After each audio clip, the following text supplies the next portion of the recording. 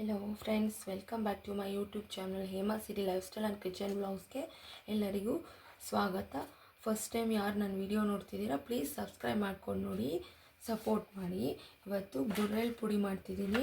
ಹುಚ್ಚೆಳ್ಳು ಪುಡಿನ ಇದು ಸಾಂಬಾರಿಗೆ, ಎಣ್ಣೆಗಾಯಿಗೆ ಎಲ್ಲದಕ್ಕೂ ಉಪಯೋಗಿಸ್ಬೋದು. ಒಂದ್ಸಲಿ ಮಾಡಿ ಇಟ್ಕೊಂಡ್ರೆ ಈ ಮೂರನ್ನು ಸಮ ಪ್ರಮಾಣದಲ್ಲಿ ತೊಗೊಂಡಿದ್ದೀನಿ.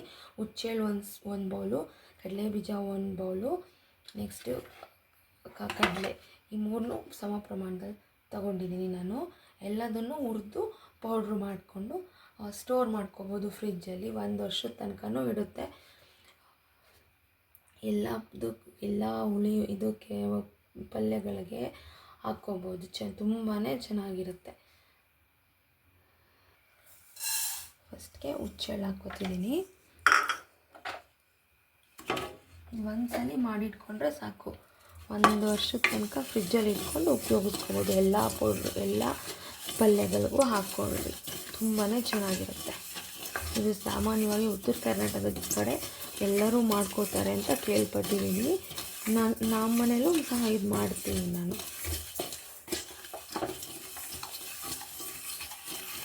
ಕ್ವಿಕ್ಕಾಗಿ ಎಲ್ಲ ಮೂರೇ ಪದಾರ್ಥ, ಒಂದು 1/4 ಗಂಟೆ 20 ನಿಮಿಷದಲ್ಲಿ ಎಲ್ಲ ರೆಡಿ ಆಗುತ್ತೆ. ಇದೆ ಎಲ್ಲ ಕ್ಲೀನಾಗಿ ಒತ್ತಿಸ್ದಾಗೆ ಚಿಟಪಟ ಅನ್ನೋವರೆಗೂ ಹುರ್ಕೋಬೇಕು. ನೋಡಿ, ಇದಾಗಿದೆ, ಚಿಟಪಟ ಅಂತಿದೆ. ನೆಕ್ಸ್ಟು ಕಡಲೆ ಬೀಜ ಹುರ್ಕೊಳ್ಳೋಣ.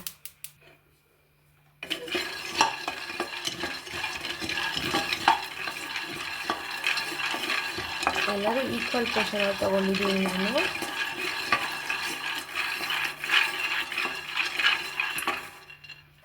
ಇದು ಆಗಿದೆ ನೋಡಿ. ಇದು ಈಗ ಸಿಡಿಯುತ್ತೆ.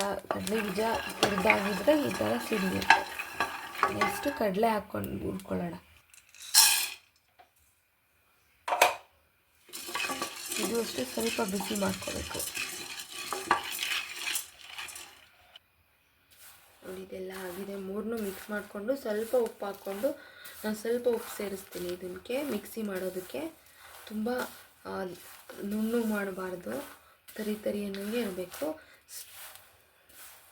ಆಮೇಲೆ ಸ್ಟೋರ್ ಮಾಡ್ಕೊಳ್ಳೋದು ಅಷ್ಟೇ. ಫ್ರಿಜ್ಜಲ್ಲಿ ಏರ್ಟೈಟ್ ಬಾಕ್ಸ್ ಹಾಕ್ಕೊಂಡು ಯಾವಾಗಲೂ ಯಾವುದೇ ಕಾರಣಕ್ಕೂ ನೀರು ಸೋಕಿಸ್ಬಾರ್ದು. ಸ್ವಲ್ಪ ಇದು ಆರ್ಕೊಂಡ್ಮೇಲೆ ಮಿಕ್ಸಿ ಮಾಡಿ ತೋರಿಸ್ತೀನಿ.